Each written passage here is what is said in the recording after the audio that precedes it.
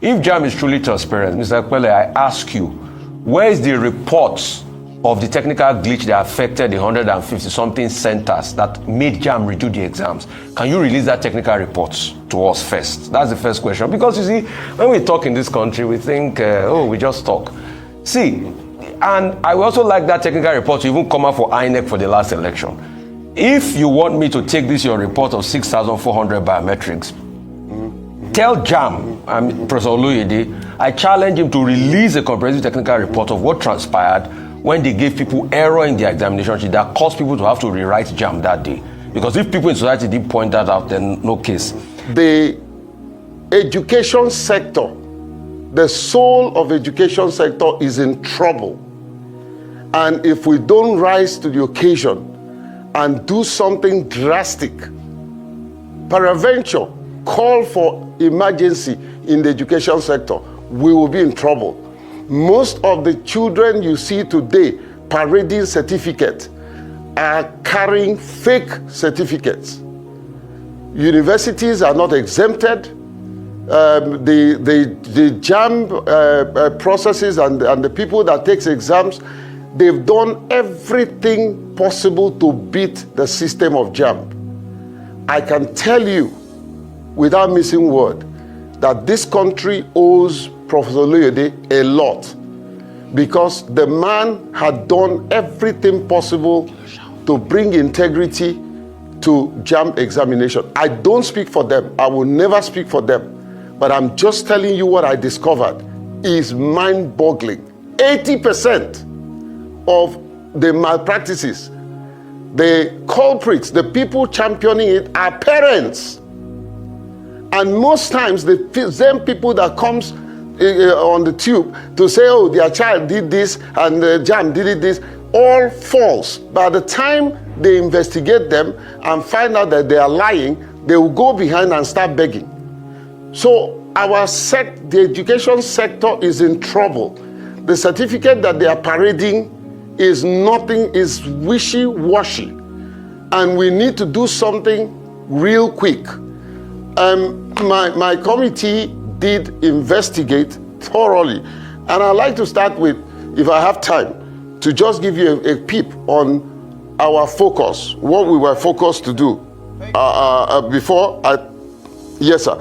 Okay, so our task was, number one, identify the methods, pattern, tools, and technique used to perpetrate infraction. 2, receive existing examination and registration policies. 3, determine the culpability of the 6,458 suspected candidates. 4, recommend sanction where culpability was established. 5, propose a proactive framework for detection, deterrence, and prevention of future infraction. Consider and advise on other incidental issues. I had to read this because I don't want to be misquoted. We stand by the report we put out there. It is alarming, and the earlier we do something about it, otherwise we will find a number of students that claim they have certificates, but they don't know nothing. Absolute nothing. Somebody is parading a certificate of a university that he never went to. Wow, interesting. All right, thank you so much for highlighting this very important situation on our hands, Mr. Pele. And I just wanted to ask you two things: prevention and then deterrence. In the area of prevention, how do we prevent? Because it seems like a systemic failure in our nation. It's not just with the students. We see corruption at every level. So this is just part of the corruption that we keep talking about on a daily basis. It's now trickled down to our schools. What can we do to prevent this? Because prevention is much better than action. But then the other part is that, is there a way we can punish the parents, maybe those who aided and abetted the cheating, so that we discourage this on a very large scale in this nation? So two things: prevention and then efforts in the area of deterrence and Let me start with your last question, Ayo. I know you don't have time, and I want to raise. Let me start with your last question. I interviewed one of the culprits, suspected culprits, and I told the policeman that came to my committee, I said, if I don't see this man in jail, he's been doing this fraudulent practice since 2013. And I told him, I said, if I don't see this man in jail, I will take on the IG and everybody in the police, you know, because this whole thing has become a cartel. It's become endemic, if pandemic.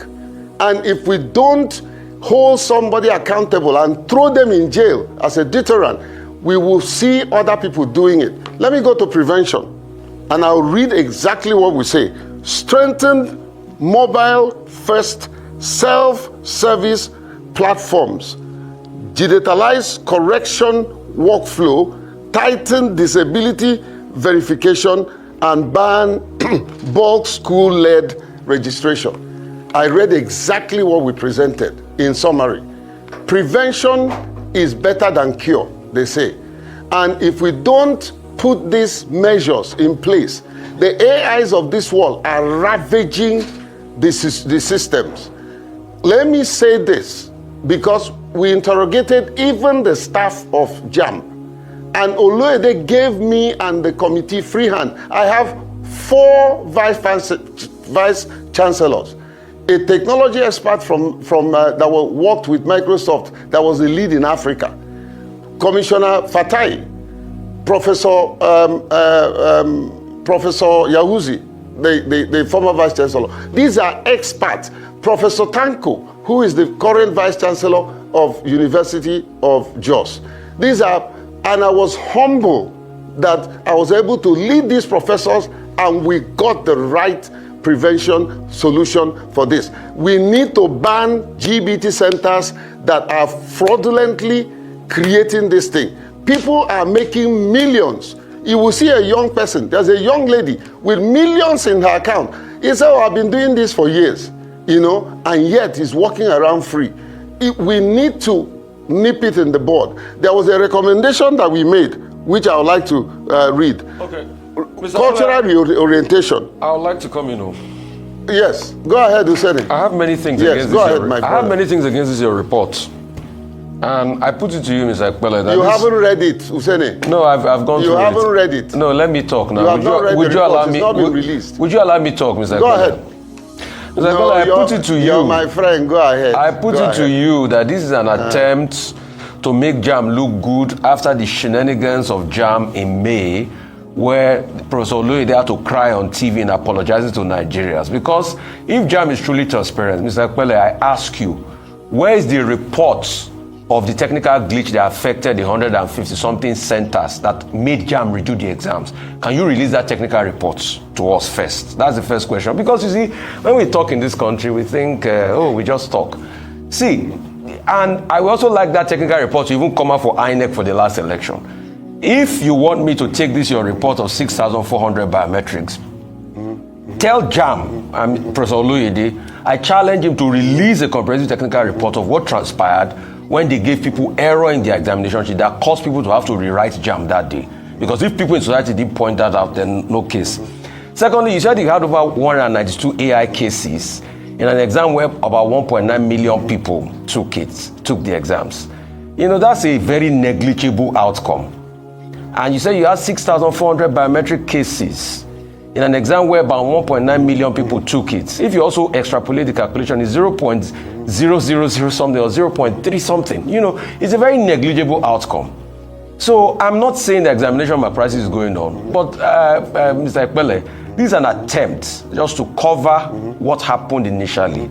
And I challenge you and Jamb this morning, bring out the report, a breakdown technical report of what constituted that glitch that Professor Oloyede was, you know, emotional about, and he apologized to Nigeria. He accepted, he apologized to Nigeria. Let us start from there. Let's start from that level of accountability first. Those are my points. Look, Hussein, my brother, look, I respect you. You have an incredible mind, and your facts are something that nobody can fault, and I respect that. Number one, I wasn't part of the committee that you're talking about. I was not part of it. I agree with you. If a committee investigated a report, it should be released. And I think he has. I need to go back and find out, but I was not part of it. So I can't even speak about that report. Whether it's released or not, I can't comment on it because I wasn't part of it. I can only comment on the report that I chaired. And my brother, as soon as it is made, the minister sees it and okays it, I will send you a copy myself. Usene, there are issues that I cannot talk about on national television because they border on national security. It is appalling what is happening. I don't speak for Jamb. Jamb cannot get me to speak to them to cover their ills. It will not happen. Those who know me. And I can tell you for free, that Oloyede never told me what to do, did not call me throughout the process, did not ask me who to interview and who not to interview. He did not. The only time he saw the report that I submitted was on Monday, 8th September at 9:15, when I handed over the report to him, period. So, is Jamb perfect? I will tell you no. And I don't think any organization or any individual is perfect. But I can tell you, my brother, without fear or favor, that Oloyede is doing the best he can. How many leaders have cried on television? How many? How many leaders have come to say, I was wrong? How many leaders have come to go to the houses of people that one way or the other suffered injustice and did everything possible to compensate them? There are very few.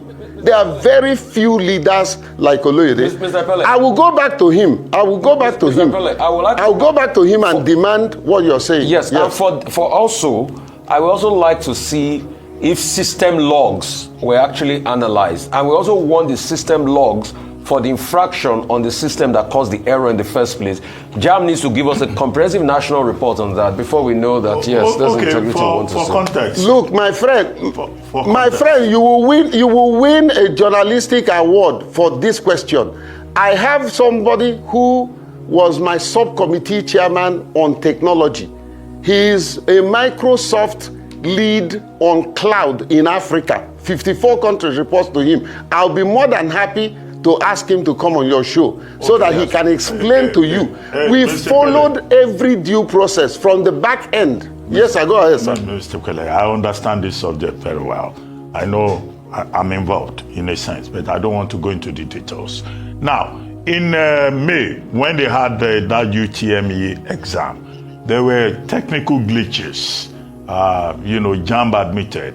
And it was on the basis of that Professor Oloyede apologized and said he accepted responsibility, even if the error came from CBT centers and other persons who were involved in biometric verification. 65 centers, over 98,000 candidates. And it was on the basis of that what they called, was it mop-up or make-up examination was organized in June. Now there was a report, there was a committee set up, there was a report that Jamb acted upon at that time. The issue then, when we discussed it, we said, well, Jamb showed leadership, and that Professor Oloyede showed leadership by accepting responsibility, the kind of leadership that you will not find from INEC. So that's the background to it. What we ask for, I think, is that, look, going forward, Jamb has a responsibility to make sure that the kind of biometric glitches that occurred in the last exam do not occur again. I think that's I see you trying to be careful, saying you are not defending Jamb. You are just speaking as chairman of a subcommittee. But that is exactly the situation in the May-June exam. Do you have anything to say to the contrary? Let me tell you what the situation is. I don't know how it played out in the last glitches. The current situation we found out were two things. One, finger blending and mopping of images. Okay, I'm not a technology expert, but let me explain to you my interrogation in my committee of finger blending. People were using several fingers of, okay, so take for instance, two people. The person that will go and front for the person that has this finger, both of them will do finger. The computer will recognize those fingers. By the time they go into examination hall, two of them will go into that examination hall because the computer will recognize both fingers and sit side by side. One is pretending to write the exam, and then the person that is hired and paid, they pay as much as ₦1 million, will be the one writing the exam. Can I tell you another shocker? The CBT has codes that allows them to access the computers. These fraudulent people will mirror that code and be in another room, use toilet paper to block the camera so that they don't see what is happening. The person that originally, maybe Jake, will pretend to be writing exam, moving the mouse. The person who is writing the exam is in another room writing exam for them. Okay. My brother, it is mind-boggling what we discovered. You won't have time for me to explain them in context. There is a security context. Yes, sir. No, you are just describing the Nigerian situation. Doc. There is no system so perfect that Nigerians will not try to beat, whether in economy or in finance or in education. But what is important is that we have an institution like Jamb, where concerted efforts are being made to address those persons, be they parents or CBT centers operators or students who try to beat the system. And we seem to agree that under Professor Loyede, there seems to be a special focus on ensuring the integrity of examinations.